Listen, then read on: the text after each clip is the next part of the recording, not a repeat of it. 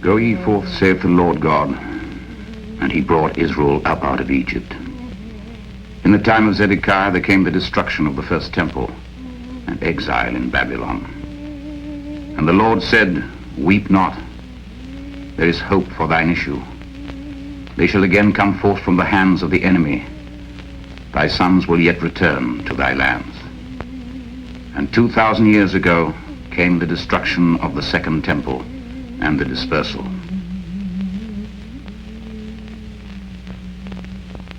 The Jews have lived since the Middle Ages, brought together by mutual need, held together by their thousands of years of tradition, maintaining the inner feeling of an eternal unity. The old woman in Vilna knows that the old woman in Arabia or Amsterdam, using the same calendar, celebrates at the same time the grape harvest in Palestine. They recite the same prayer, passionately repeated. Next year, in Jerusalem.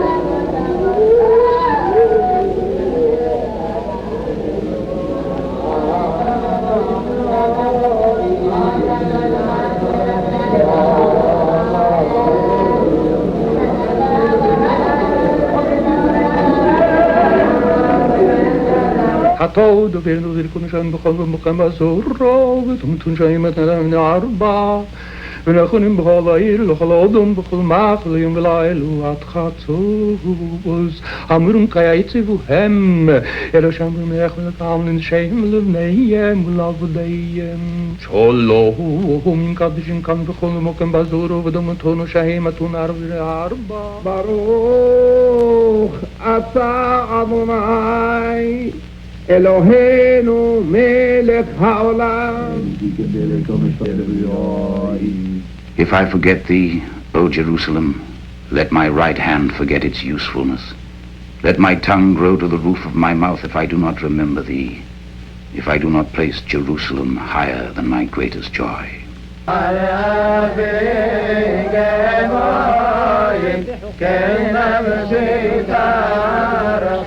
And in Jerusalem, symbol of the symbol, a wall.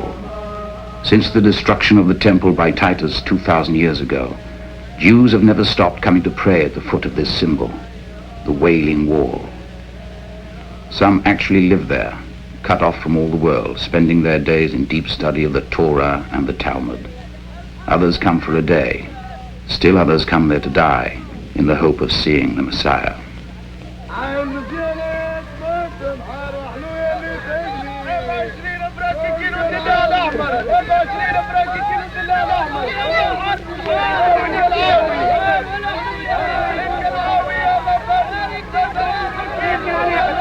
At the beginning of the 20th century, the Sultan of Constantinople rules Jerusalem. A lax administration permits all creeds. It is tolerant through indifference. Jews, Muslims, Catholics, Orthodox, Protestants, all crowd together in the holy city. Jerusalem is a teeming crossroads of uniforms and strange costumes, religions and races, all living together under the Ottoman Empire.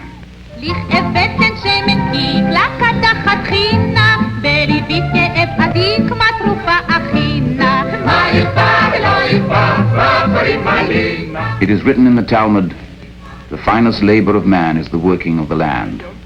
It is to be preferred to any other. Greater is he who uses himself by toil than he who knows God. The early Jewish pioneers, most of them fleeing the pogroms in Russia, began to drain the swamps and irrigate the deserts. They labor to clear away stones and brush, labor to bring fertility to a land without greenery, a land whose forests had disappeared, a land ravaged by centuries of neglect. While the traditional Jews pray for the day when the Messiah would rebuild the temple, a new people learn, after the passage of centuries, to work their land again. In the West, the Jewish question seems settled. a new tolerance, the brilliant intellectual life of European capitals, scientific progress, citizenship without prejudice, all these are alluring inducements towards integration. Paris, as the center of the civilized world, becomes the leader of the new era. Suddenly a thunderstorm explodes, the Dreyfus Affair. A Jewish officer in the French army is falsely accused of espionage. A violent wave of anti-Semitism shakes France.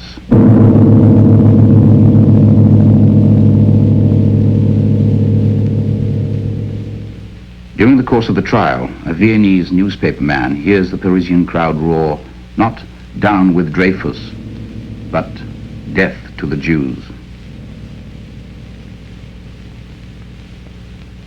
If the rights of man can be so easily tumbled from their pedestal in France, what can be expected of the other nations?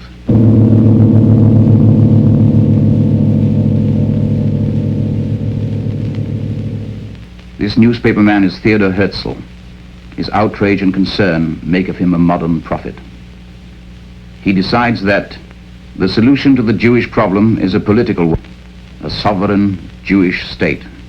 He writes, "Next year in Jerusalem. This has always been our hope, but now we must make the dream come true." The first objective of Theodor Herzl, traveling salesman of the future Jewish state, is to convince the man who holds the key to Palestine, the Sultan Abdul Hamid.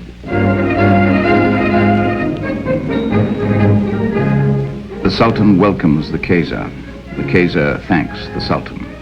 The Kaiser has promised Herzl to plead the Zionist cause during the course of this imperial pilgrimage to the Holy Land.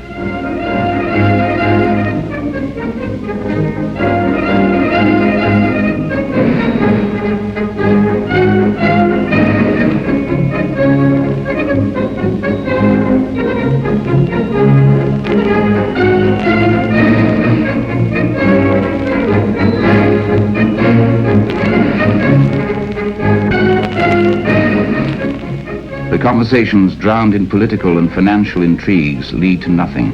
Will there be a Jewish state in Palestine? Abdul Hamid and Wilhelm II leave the question carefully unanswered.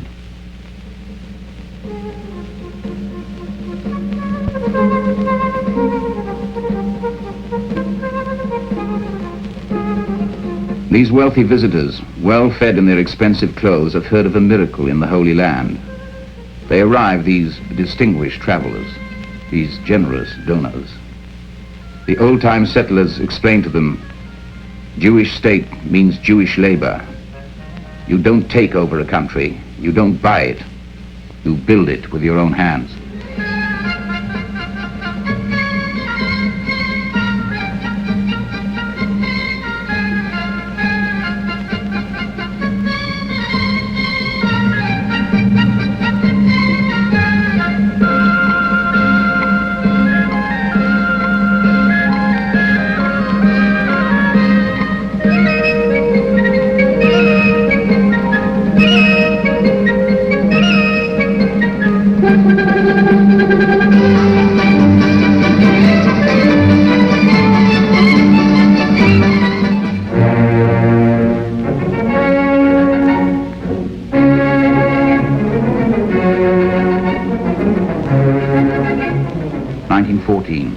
The West gets itself involved in a different kind of festivity. The First World War begins with great enthusiasm.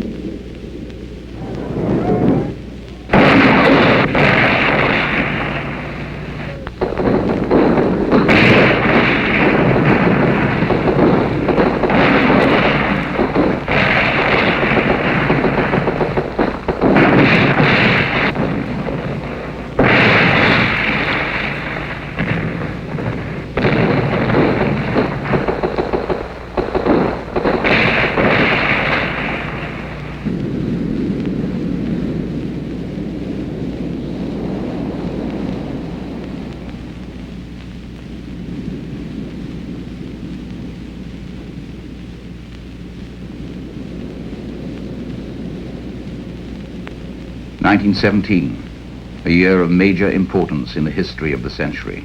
For the first time, American troops participate in a European war.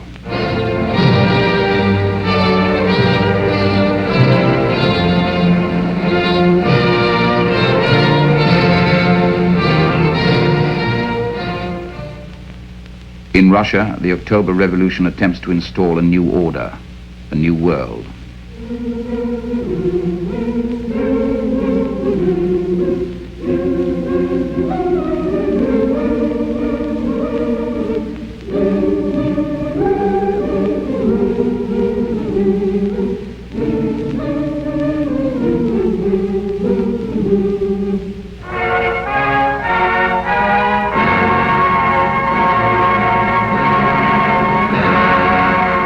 (1917), the year for Jewish hopes. England wants Palestine. To secure the support of Zionist leaders, Lord Balfour, British Minister of Foreign Affairs, makes public on November the 2nd his letter to Lord Rothschild. The British government will guarantee a Jewish national home in Palestine. Theodor Herzl's dream is coming true. It is now the officially promised land. Chaim Weizmann, who has done so much to obtain Balfour's Declaration, arrives in Palestine at the head of the first Zionist Commission. The people who welcome him believe the Jewish state already exists. To drive out the Turk, the Jews enlist with the British.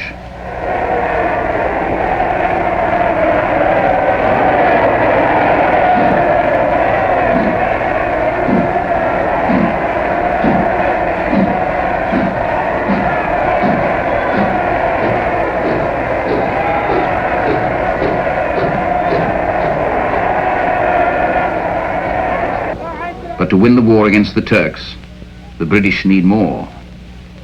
They need the Arabs. They choose the man they hope can revive Arab unity and revive the Arabs' ancient fighting spirit. He is Emir Faisal of the Hashemite tribe, descendant of the Prophet and keeper of the holy city of Mecca.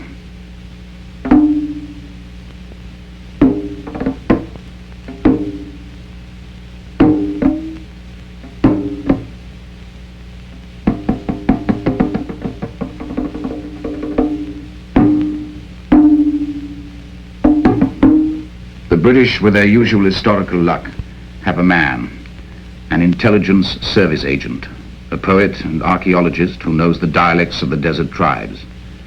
He is the one who will become a legend under the name of Lawrence of Arabia. He makes Emir Faisal believe, because he believes it himself, that the Arabian Empire of Caliph Omar will rise again. Now everything is ready for the conquest of Palestine.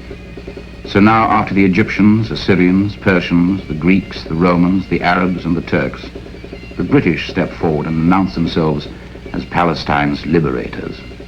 Drawing its Jewish and Arab partners into a tough desert war, the British Army moves resolutely towards a victory that will take it to Damascus.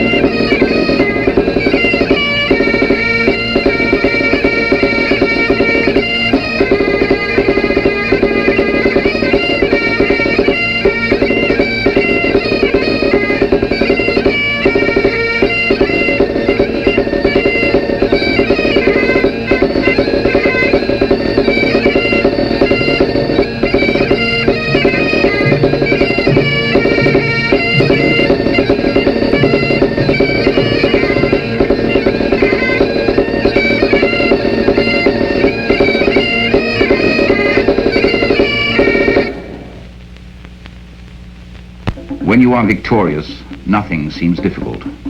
For General Allenby, British Army Chief, the time has come for all promises to be kept. General Allenby welcomes Emir Faisal to Damascus. For Faisal, all is possible in his new glory. He admits there is room in the Middle East for a Jewish national home, and in saying goodbye to the British proconsul, he is sure of owning his own Arab kingdom.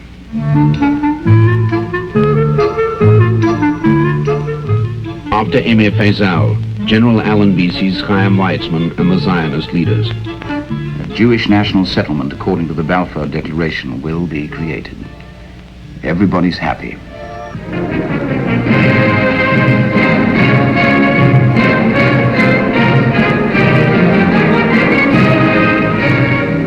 To carry out its policy of double promises, England sends to Palestine its first High Commissioner, Sir Herbert Samuel.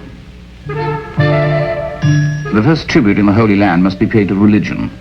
The High Commissioner goes to the synagogue, and that's for the Jews. And then something for the Arabs. In the romantic tradition of Lawrence, Sir Herbert's son gets married in Bedouin costume.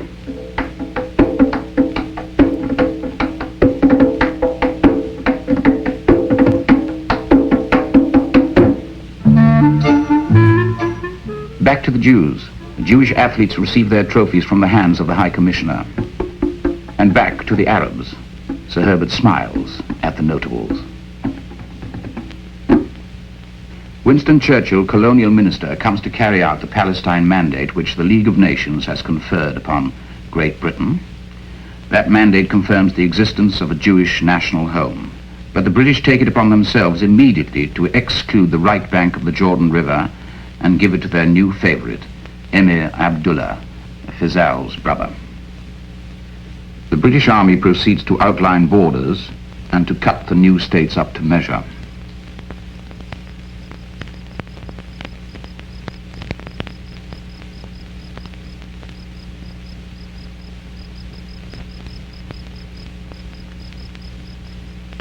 Here it is, the new map of the Middle East. In the north, Syria and Lebanon are entrusted to the French. In the east, Iraq is given to Emir Faisal. In the middle, a kingdom is created for Emir Abdullah. This is Transjordania. There remains a territory of 16,000 square miles where the Jews may establish their national home in Palestine.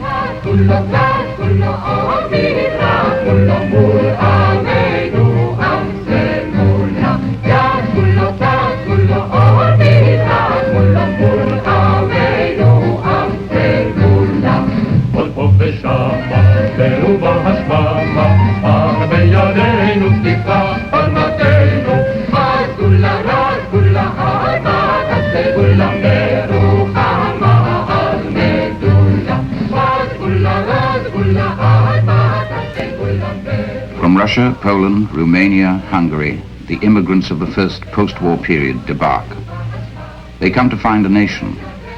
In Palestine, the first thing is to bring the land to life again. Between the Jews and the Arabs, there is now friendship, now violence.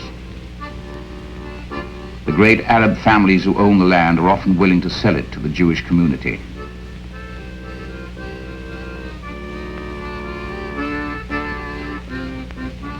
Once the deals are concluded, the festivities begin.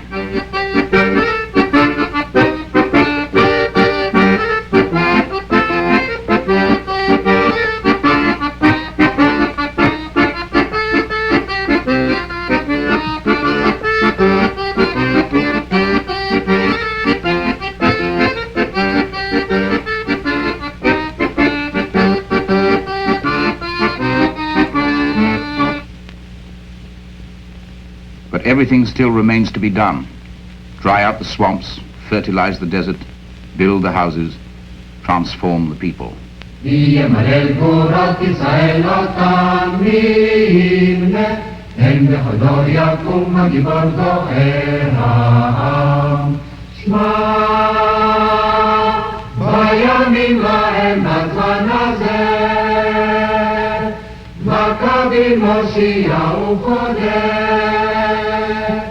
ובימינו כל עם ישראל, יתאחד יקום ויגאל. מי ימלא גבורות ישראל אותם, ישראל אותם, לא יקום גבורות גואל, לא יקום גבורות גואל, גבורות ישראל אותם, ישראל אותם, לא יקום גבורות גואל, לא יקום גבורות גואל.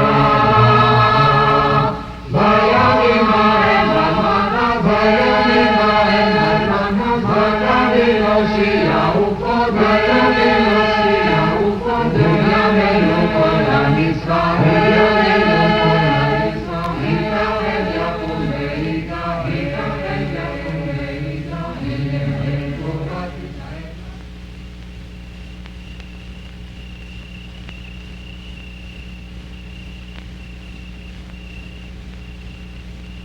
At night, everybody comes home to the kibbutz, an agricultural community where each man learns to share everything.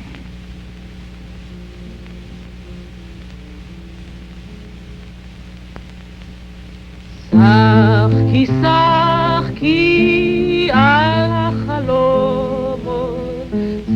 זו אני החולם שחקי כי באדם מאמין, כי עודני מאמין בך, שחקי כי באדם מאמין, כי עודני מאמין בך. On this beach was born Tel Aviv, the hill of springtime. I was in Jaffa, recalls Chaim Weizmann, when Arthur Rupin came to take me out to the sand hills north of town. When we stood in sand over our ankles on those slopes, he paused and looked around and solemnly said, "Here we shall create a Jewish town. Men who have never known labor skills learn them. There are already Jewish farmers. Now there are Jewish stonemasons, Jewish manual laborers, Jewish bricklayers."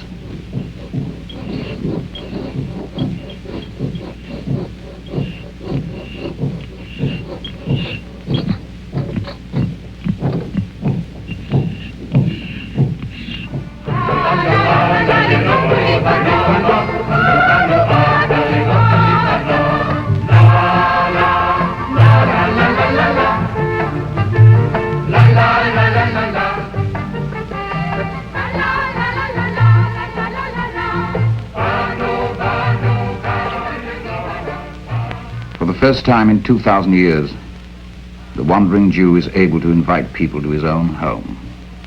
Today, April the 1st, 1925, Israel welcomes the man to whom it owes the first public recognition of its national home. The old Lord Balfour, in the sunset of his life, comes to Palestine. On Mount Scopus, facing the Dead Sea, the Hebrew University of Jerusalem opens its doors. Within these halls, the city builders, the clearers of the land, their sons and daughters, will learn only one language, a language believed dead for 2,000 years, Hebrew. Chaim Weizmann. The university will continue the age-old traditions of Hebraic learning and the Jewish struggle with the mysteries of the universe. And Lord Balfour, the Arabs must remember that in the darkest days of the somber Middle Ages, when Western civilization was buried and all but extinct in the iron grip of barbarian masters, it was the Arabs and the Jews who kept learning alive. That collaboration must go on, so that from this university, all the peoples of Palestine derive spiritual good. I declare the University of Jerusalem open.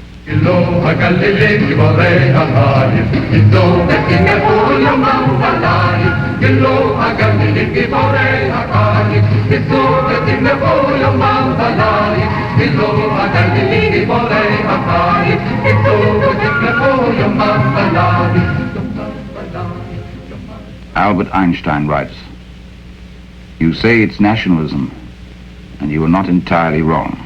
But you can always apply that nasty term to any joint effort, without which we may neither live nor die in this hostile world. In any case, it is a nationalism which looks not for power, but for dignity and happiness." For the Arabs in Palestine, time runs unmeasured. Nothing has changed since the prophet spoke. Nothing has changed since Harun el-Rashid the Magnificent listened to Scheherazade unfold 1,001 tales of the Arabian Nights.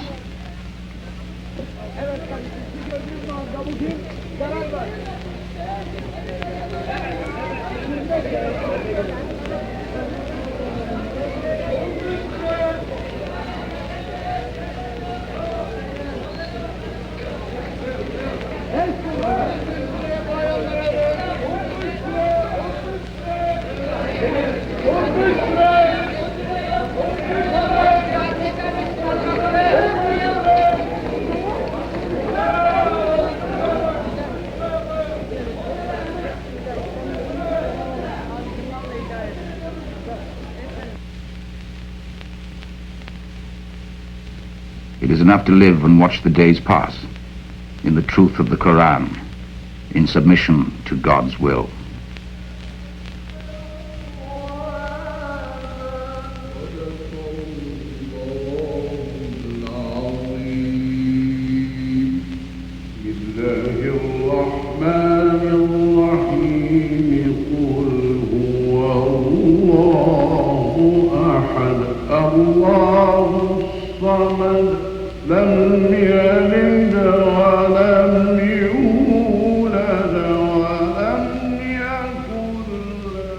In Europe, anti-Semitism has found its country, Germany, and its god is Adolf Hitler. He publicly declares hatred of the Jews who corrupt and threaten the purity of the race. The laws of Nuremberg decree Jews are subhuman. They must forfeit their civil rights, be turned out from their work, be excluded from society. Dann wird das Ergebnis nicht die Bolschewisierung der Erde und damit der Sieg des Judentums sein, sondern die Vernichtung der jüdischen Rasse in Europa.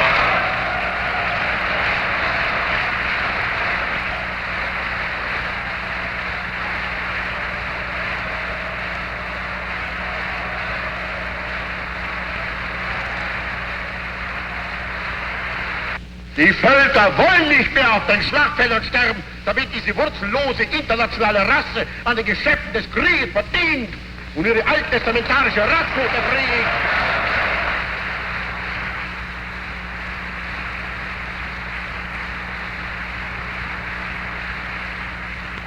Über der jüdischen Parole, Proletarier aller Länder, vereinigt euch, wird eine höhere Erkenntnis ziehen, nämlich schaffende Angehörige aller Nationen, erkennt euren gemeinsamen Feind.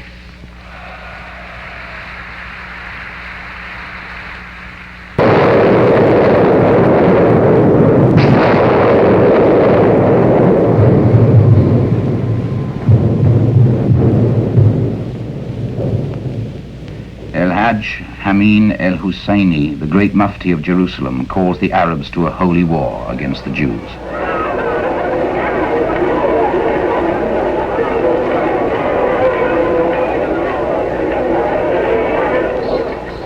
His messengers exhort and excite the populace everywhere. Arabs, remember that the Jew is your worst enemy and your ancestors' worst enemy since ancient times.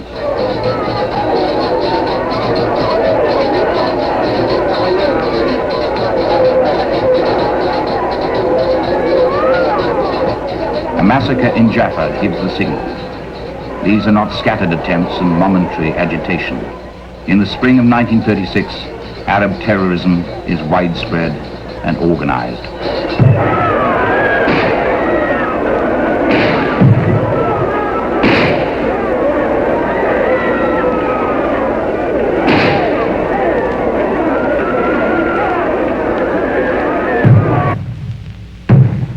The British want peace at any price. They try to restore order, search everybody. They act as if both sides are equally guilty. And in fact, British administration retreats from objectivity a little more with each Arab act of violence, and finally reacts as if the Jewish community, simply by its presence, is responsible for all the trouble.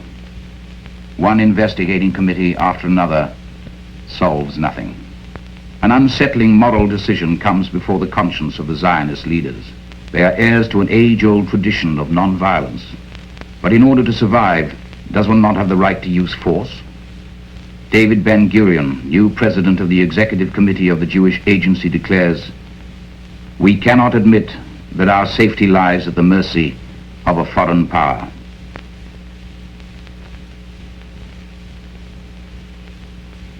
A British officer impassioned by the Zionist cause, Captain Ord Wingate, offers to teach the Jewish settlers how to organize themselves for fighting.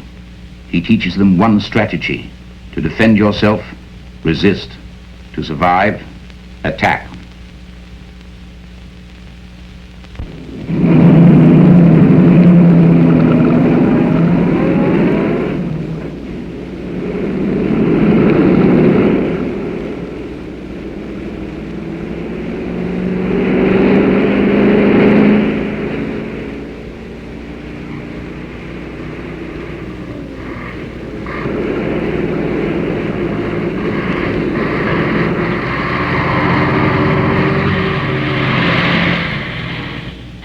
settle and live on one's own land becomes a military operation.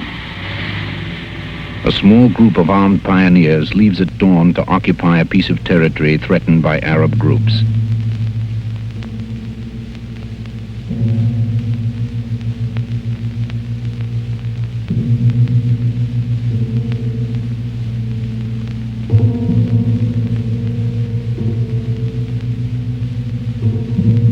Hurriedly, with prefabricated elements, they build a line of defense. All must be finished before nightfall.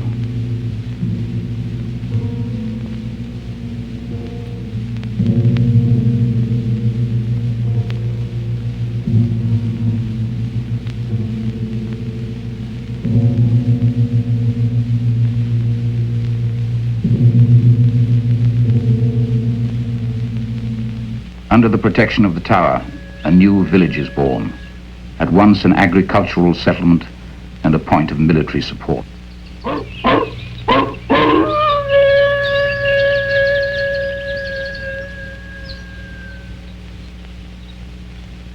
"17 kibbutzim are created in this way, by armed pioneers who can no longer separate the rifle from the plow.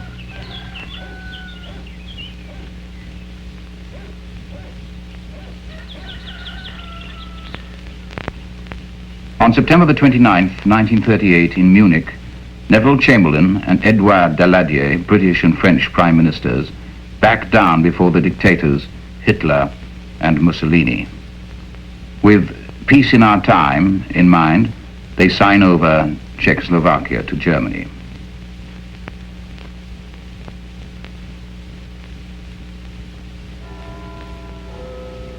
In Europe, war seems inevitable. In the Middle East, the British continue Lawrence's pro-Arab policy to secure military bases. On February the 7th, 1939, Chamberlain in London calls for a conference on Palestine. Over Zionist protests, he invites the leaders of the surrounding Arab states, Iraq, Egypt, Yemen, Transjordania. On May the 17th, 1939, the British government publishes a white paper.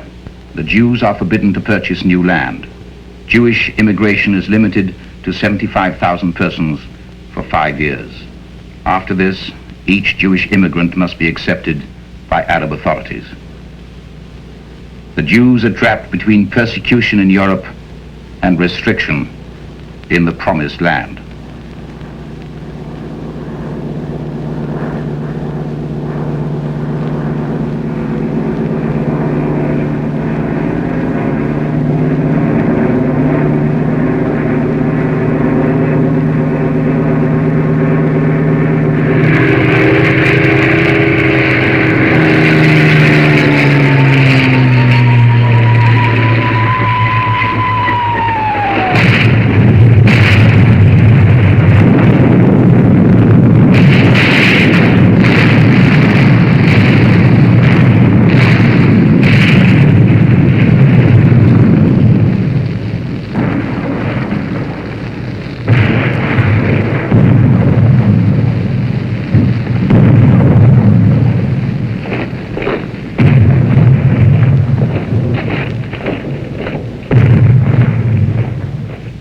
For 9 million Jews, Hitler decides on the final solution.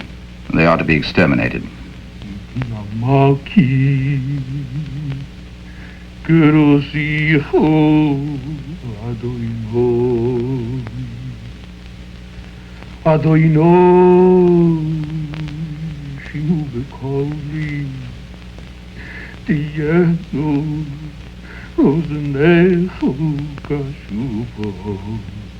לכל תחנו אם אבוינו תשמור אדוינו יהמו קמחו על סליחו למען תבורי Kivisi adoinoi kisunaushi Lidevoro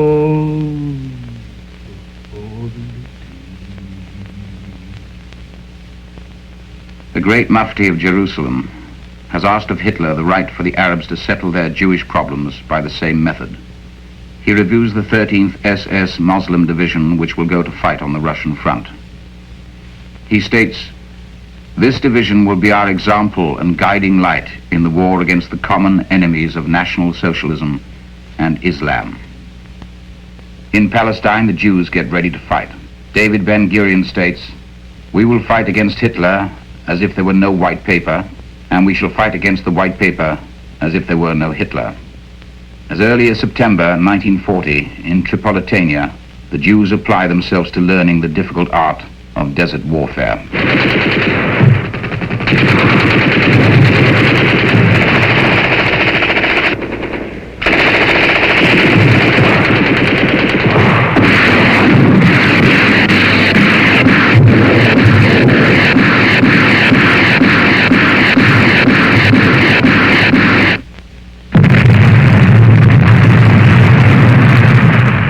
On May the 8th, 1945, Germany capitulates.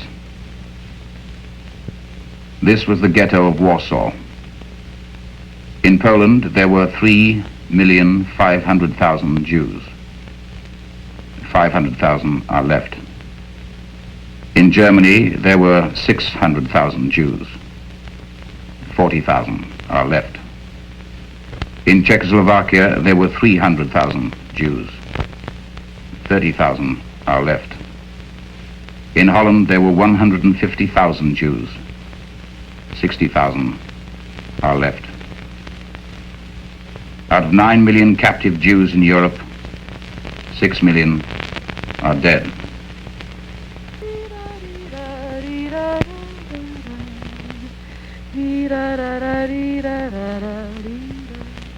Where do you want to go, the survivors are asked.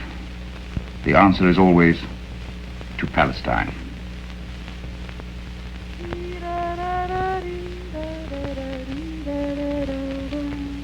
After that, they still must live in other camps, still must wait a long time. Some wait a very long time before coming to the land they believe to be a promised one.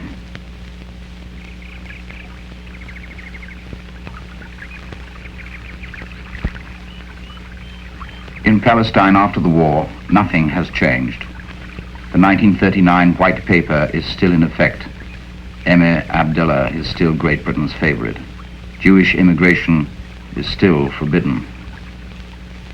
Despite the blockade, the Jews are on their way to the promised land. They follow clandestine trails. They cross borders on the sly.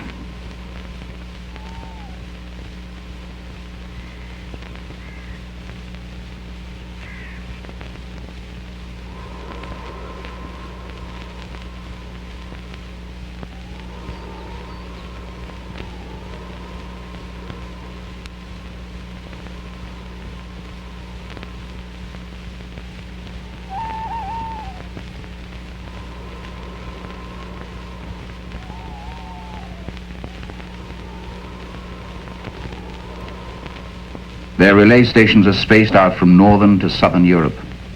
These are organized to lead the living contraband towards Italian or French shores where ships are waiting for them. But they must be satisfied with leaky old freighters. Captains and ship owners refuse to risk a good ship against the British Navy.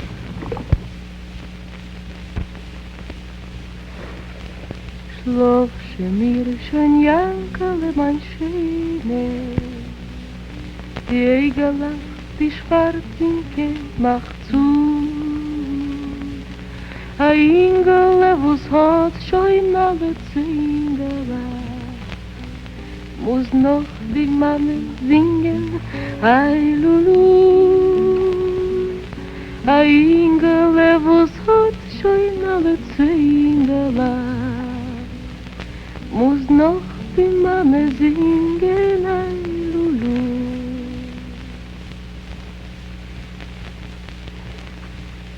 When you near the promised land, look out. At the slightest suspicion, the British plane will alert the blockading warships, and the door to Palestine will be closed.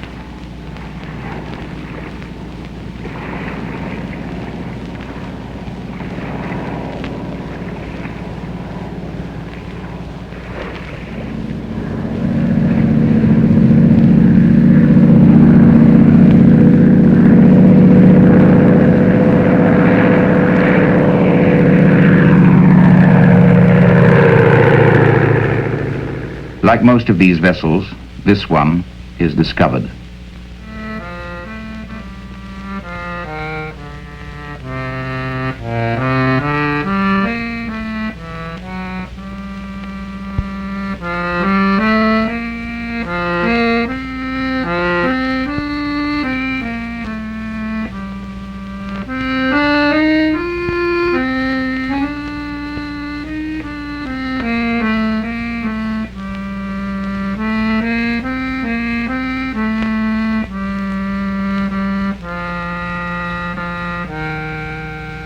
Its passengers are unafraid, but they do not want themselves to be considered outlaws. Tomorrow they will be prisoners, but today they proclaim their right and title to Israeli citizenship.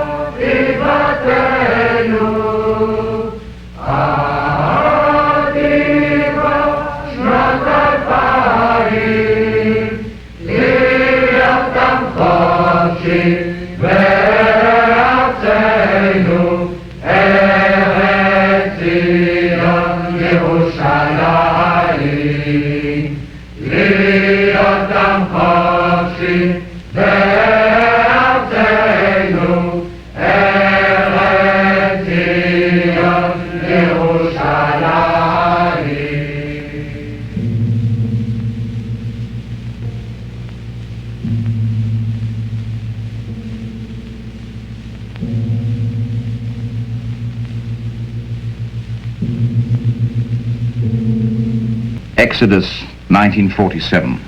This decrepit tub was designed for 700 passengers. It carries 4,500 survivors of the extermination camps. Beset and harried by the British fleet, they have fought back.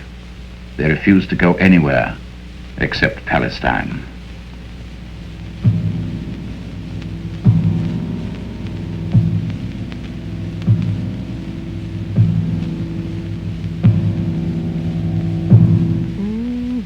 For a few hours, they have touched the promised land. Months and years after the end of the war, British rule in Palestine sends them back to other camps on prison ships.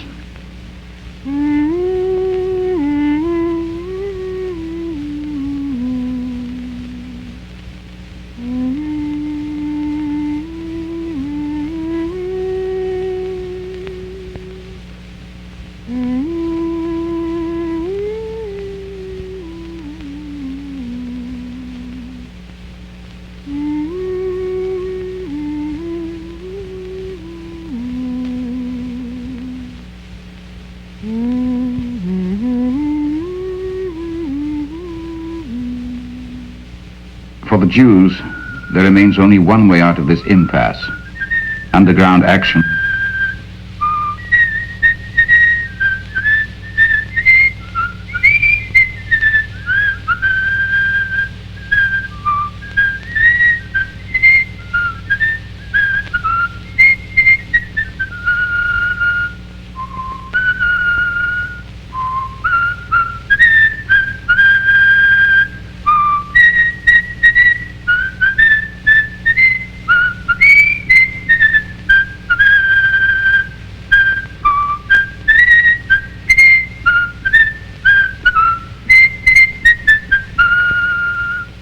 Two secret organizations, the Irgun Zwei Lumi and the Stern Gang, throw themselves into violence.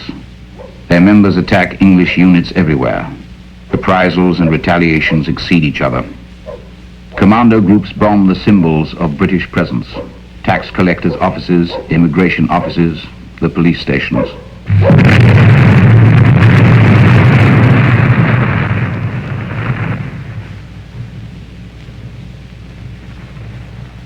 On July the 22nd, 1946, in Jerusalem, the King David Hotel is blown up. In it was the army and police headquarters. The underground had given telephone warnings. They were not believed. 110 dead.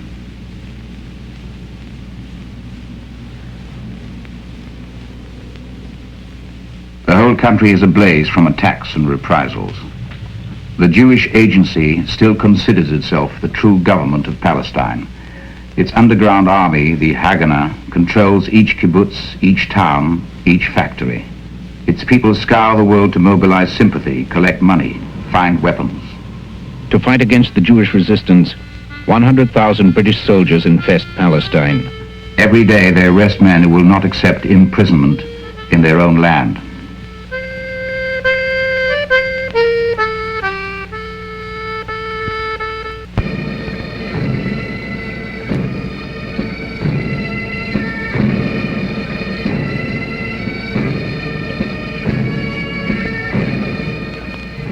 Each village is searched house by house to find the weapons which the underground replaces as soon as they are confiscated.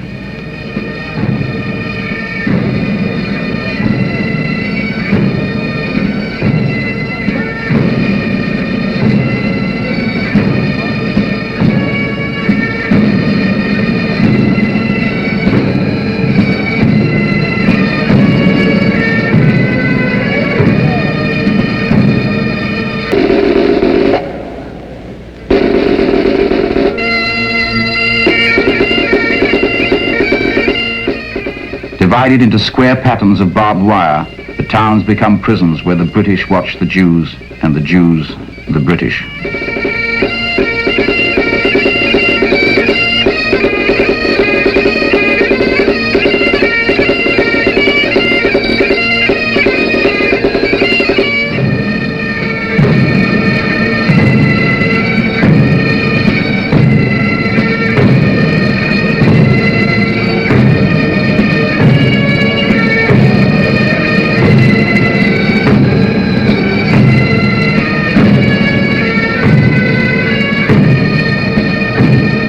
The situation leaves no way out.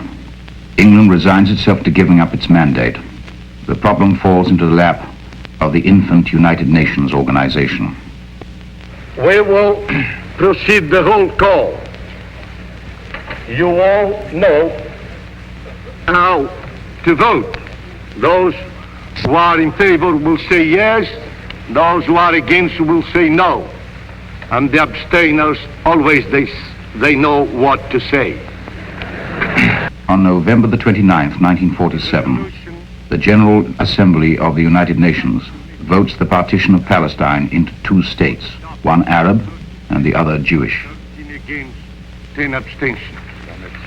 How can the Jewish state endure? It cannot. It is absurd. It is vulnerable. It is far from Zionist hopes. Such as it is, however, it is the accomplishment of a 2,000-year-old dream.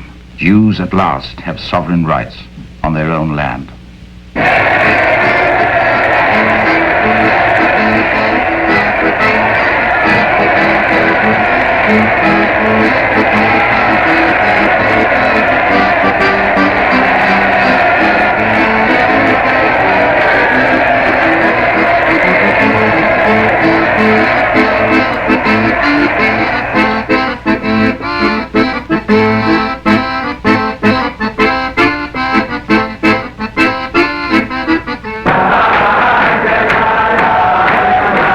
וזוהי סתוירו אשר סומושה לפני בני ישראל על פי אדוני ביד מוישה יצחיים מלמה חזיקים בו וסומכו מיושרור דרוכי ודרכינוהם וכל נסיבו ושהו שולו. The Arabs, however, immediately and definitively refused to accept the UN compromise.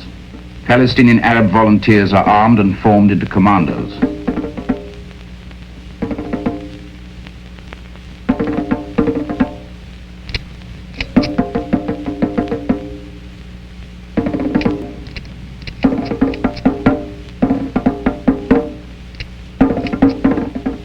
Arab General Staff with headquarters in Beirut decides it will drive the Jews into the sea. Other commando troops coming from Syria and Iraq enter Palestine.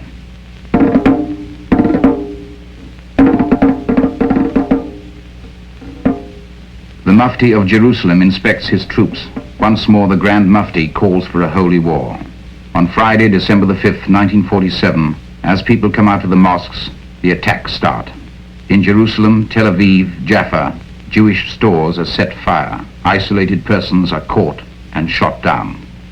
اذبح كل الصهيونية لا تخلي بقلبك حنية اذبح كل الصهيونية لا تخلي بقلبك حنية وارمي رقابهم بالبرية وقد ما فيك يا خيي اذبح ارمي رقابهم بالبرية قد ما فيك يا خيي اذبح اذبح اذبح اذبح اذبح اذبح اذبح اذبح اذبح اذبح تربح اذبح اذبح اذبح اذبح تربح اذبح اذبح اذبح اذبح تربح اذبح لا ترحم صهيوني وتنضل خليها تذبح اذبح لا ترحم صهيوني وتنضل خليها تذبح اذبح اذبح اذبح اذبح تربح اذبح اذبح اذبح اذبح تربح اذبح اذبح اذبح اذبح تربح اذبح لا ترحم صهيوني وتنضل خليها تذبح اذبح لا ترحم صهيوني وتنضل خليها. The British authorities do nothing. Arab troops pouring in from all the neighboring countries control the lines of communication.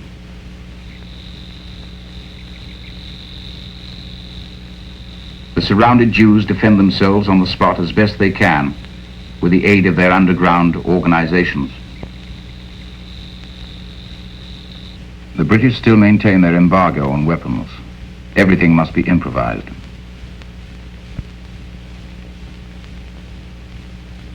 The British refuse to acknowledge the Haganah as an official army. The underground fighters come out into the open daylight and the Jews carry out an offensive.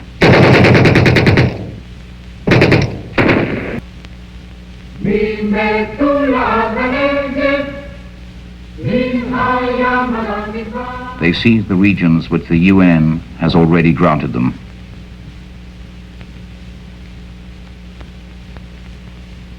Hundreds of thousands of Arabs leave their homes, driven away by fears aggravated by the various Arab radios. They can, they are told, count on a triumphant return after Arab victory. On May the 14th, 1948, the last British High Commissioner, Sir Alan Cunningham, leaves Palestine. That same day, May the 14th, 1948, David Ben-Gurion proclaims the rebirth of the State of Israel. Exiled from Palestine, our people have remained faithful to it during all the centuries and in all the countries of dispersal. It has always hoped to restore its national freedom here. I proclaim the foundation of the Jewish state in Palestine, which will bear the name of Israel. That Independence Day, May the 14th, 1948, is also the day of invasion. The Lebanese, Syrians, Iraqi and Egyptian armies, plus the Arab Legion of Transjordania, enter Palestine.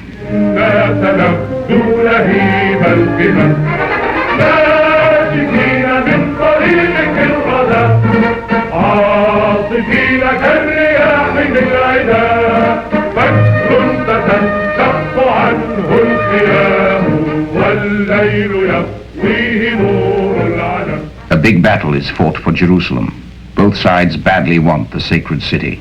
For both sides, the holy city is the mystic symbol, as well as the military symbol of victory.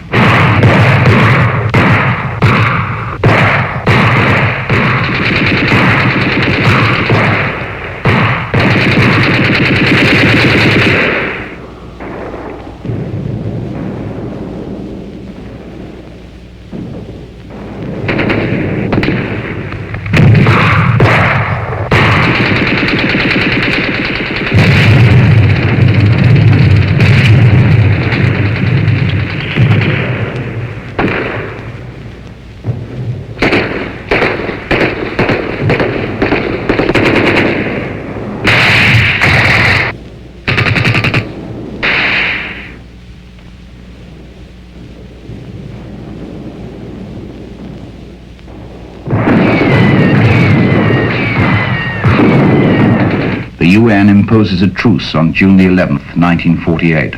The old town of Jerusalem is in the hands of the Arab Legion. The Israelis are encircled in the new town.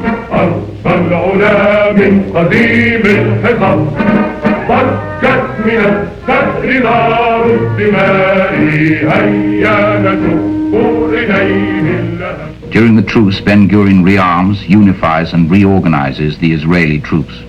Almost incredibly, an improvised road is built in secrecy from Tel Aviv to Jerusalem.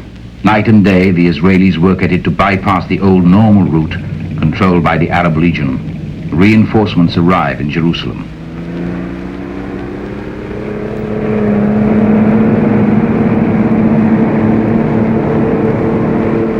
On July the 9th, 1948, the Council of the Arab League, meeting in Cairo, decides to resume the war. Immediately, the Israelis attack. The single strategy of Ord Wingate has been well learned. In the north, they seize Nazareth and all of Galilee. In the center, they resist in Jerusalem. In the south, they thrust deep into the Negev desert and reach the Red Sea.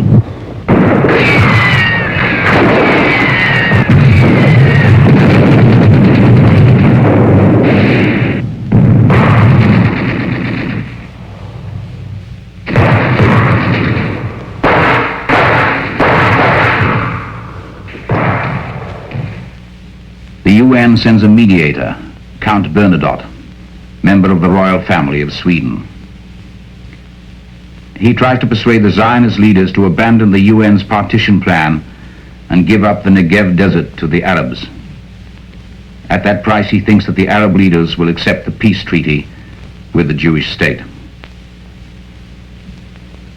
On the Arab side, his most dependable mediator is the envoy of Emir Abdullah, Glub Pasha, an ex-officer in the British Army, now in command of the Arab Legion. He proposes to link the Arab part of Palestine to Transjordania.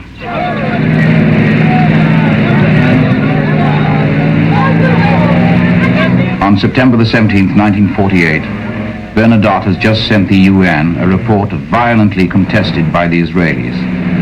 He rides in his car through Jerusalem. He is assassinated by the Stern Gang, the most extreme of Jewish underground groups. On February the 24th, 1949, armistice agreements stopped the war. Arab Palestine is annexed by Transjordania, which from now on will be called Jordan. The Arab states refuse to recognize the State of Israel or the borders of the ceasefire.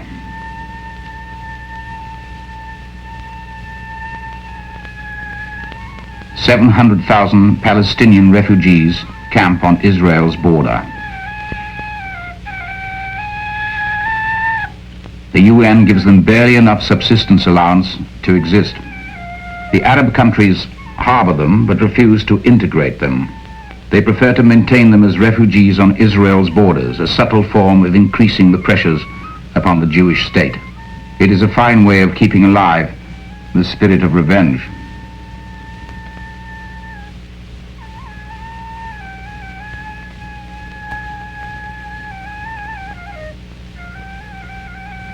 In Israel, the first law is the law of return.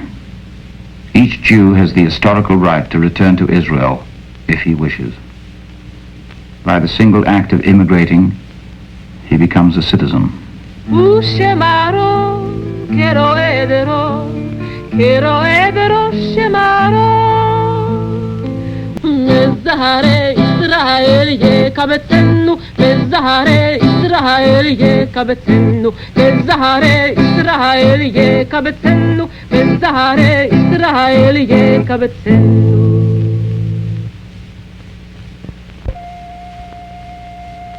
The Yemenite Jews have not moved for 25 centuries. Even so, for them, the law of return is not a state of man-made law, but God's law, the fulfillment of a prophecy. The Lord found his people in the glaring solitude of the desert. Like the eagle, he watches over his brood, and one day will fly them away.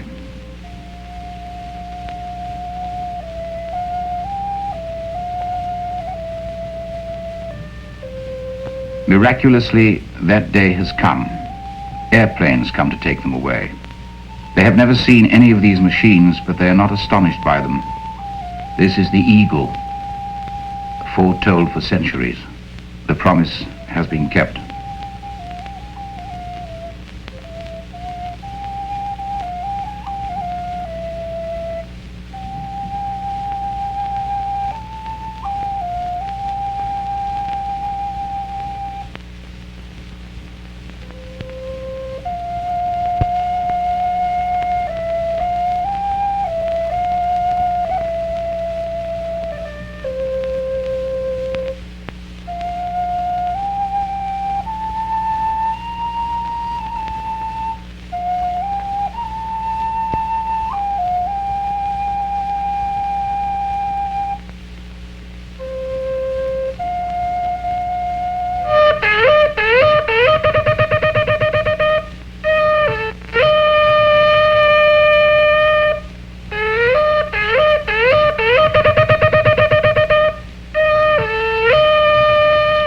700,000 Jews have come from Europe, from Asia, from Africa.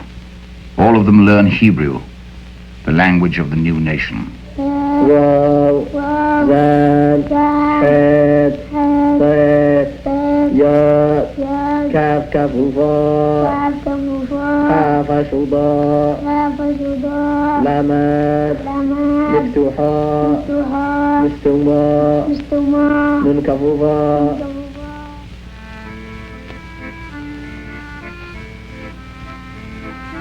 The experts are pessimistic.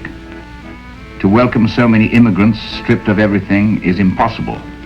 How can so many come from such totally different origins into such a small state? But the experts are confounded.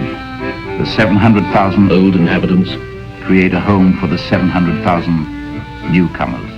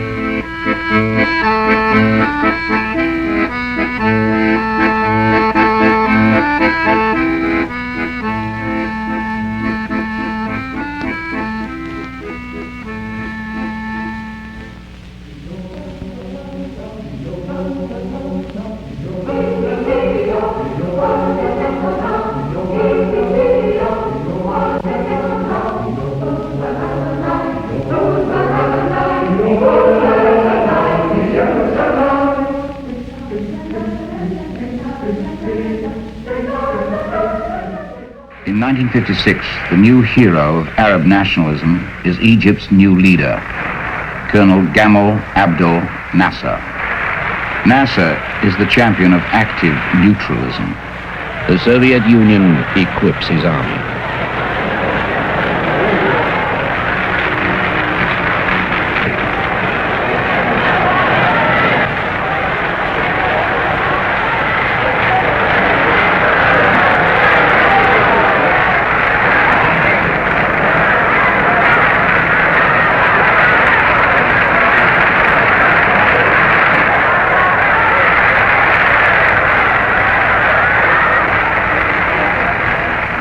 On July the 26th, 1956, Nasser nationalizes the Suez Canal.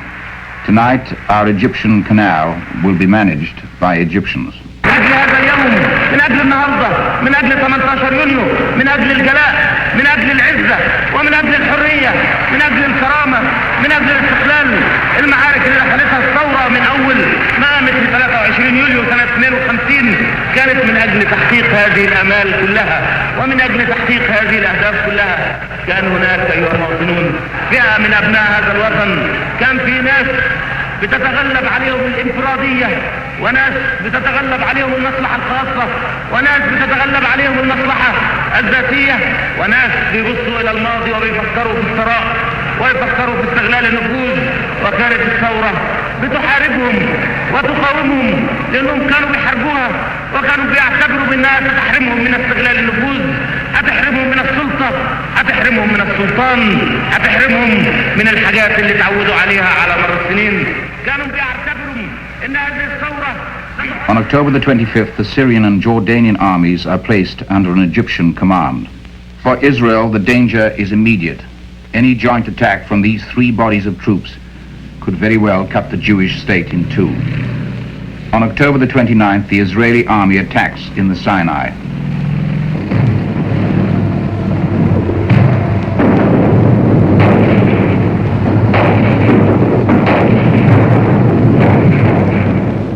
In 100 hours, it reaches the Suez Canal.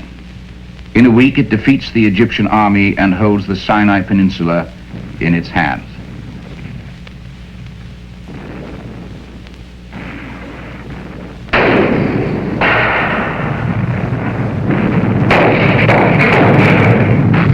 Great Britain and France do not accept Egypt's nationalization of the canal. On November the 4th, their troops land in Port Said. Using the threat of atomic war, Russia demands that the invasion troops be withdrawn. The United States, under President Eisenhower, agrees and approves. Long gone is the time when England was all-powerful in the Middle East. In the Sinai, the victory of the Israelis is total. They have opened the Red Sea to their ships. They have knocked out or captured the bases of Arab terrorists who trickled into Israel. They have annihilated the Egyptian army. Now the big powers demand that they withdraw from the conquered territories and put their trust in the UN soldiers who will stand between them and Egypt. Ben-Gurion is forced to plead and argue to convince the Israeli soldiers that the real victory is not that of armies. The state of Israel is alone in the Middle East, a small island in a hostile world which would deny Israel the right even to exist. Peace is impossible to negotiate. War, it is forbidden for them to win it. 35 centuries ago in the Sinai, the Lord spoke to Moses.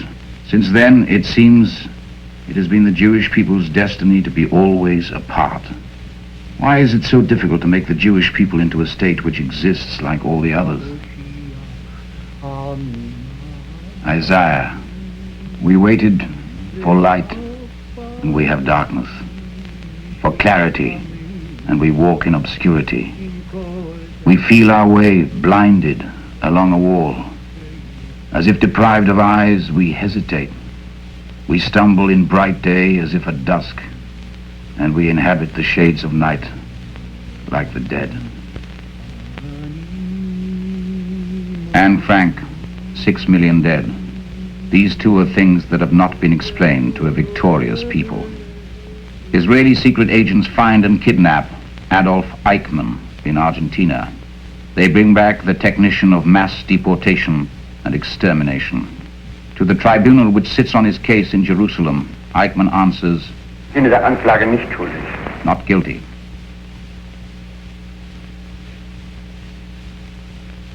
He organized death camps. He organized death itself. He kept an account of corpses. He kept an account of teeth. But he did what he did on orders. He had orders, Eichmann. When you execute an order, you're not responsible. Those who issue the orders are the ones responsible.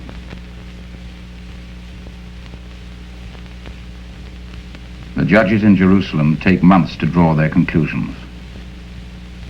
Any man is guilty if he executes orders which aim at the extermination of a people. No one escapes that responsibility. A dispersed people, a landless nation, has no capacity to resist. Without a state, without organization, no amount of courage is sufficiently effective. After a one-year trial, the tribunal sentences Adolf Eichmann to death for the crime of genocide, the only crime punishable by death in the laws of Israel.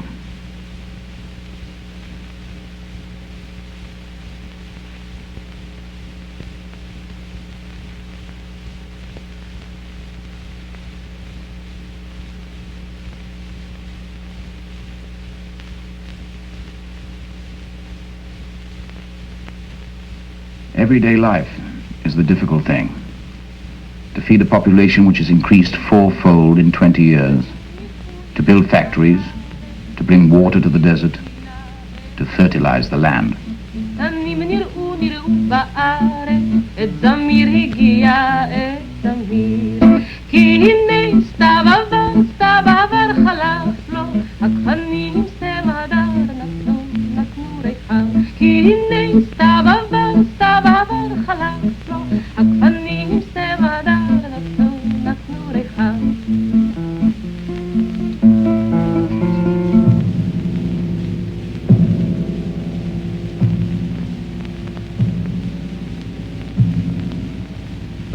From Jordan, sabotage specialists trickle in. From the Golan Heights, Syrians shell the kibbutzim. Endlessly, work is interrupted. Houses are destroyed.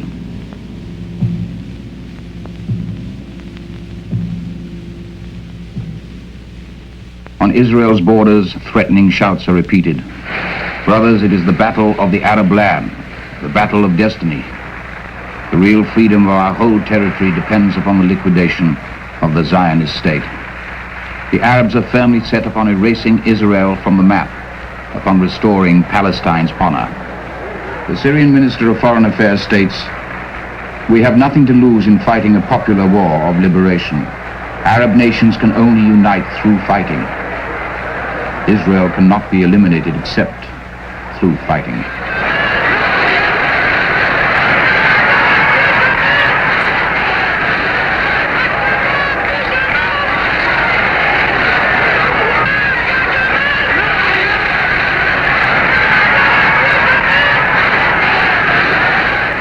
In May of 1967, Colonel Nasser states that the Arabs are ready to fight. The Syrian, Jordanian, Iraqi armies go under Egyptian command. The blockade of Israel by the Red Sea is decreed by Nasser and immediately carried out. President Nasser demands also of the UN's General Secretary, U Thant, the withdrawal of UN troops who, for 10 years, have guaranteed navigational freedom for the Israelis in the Red Sea. These are immediately withdrawn. The Arab armies and Israeli troops are face to face.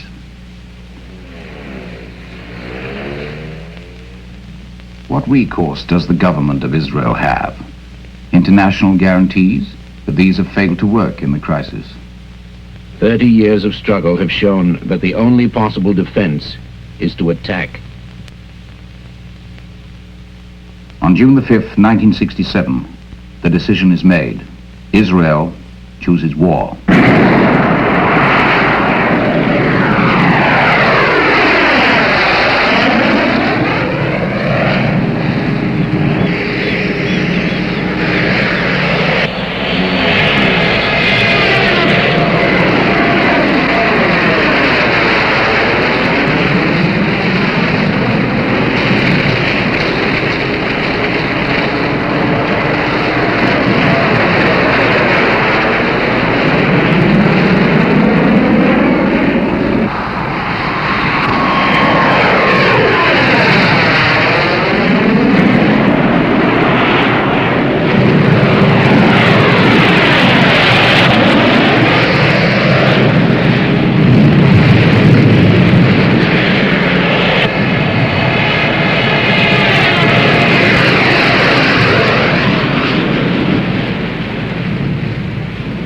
On the 6th day, everything is over.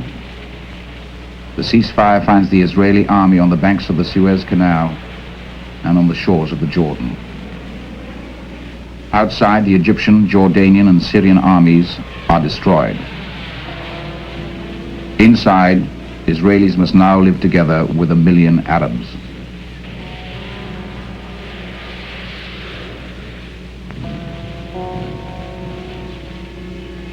For the first time in 20 years, the Jews have access to the Wailing Wall.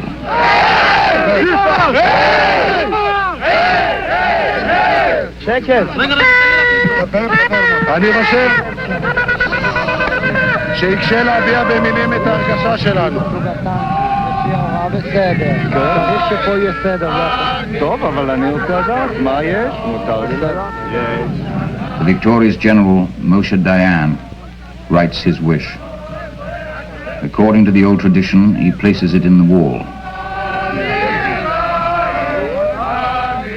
On this scrap of paper, a single word: peace.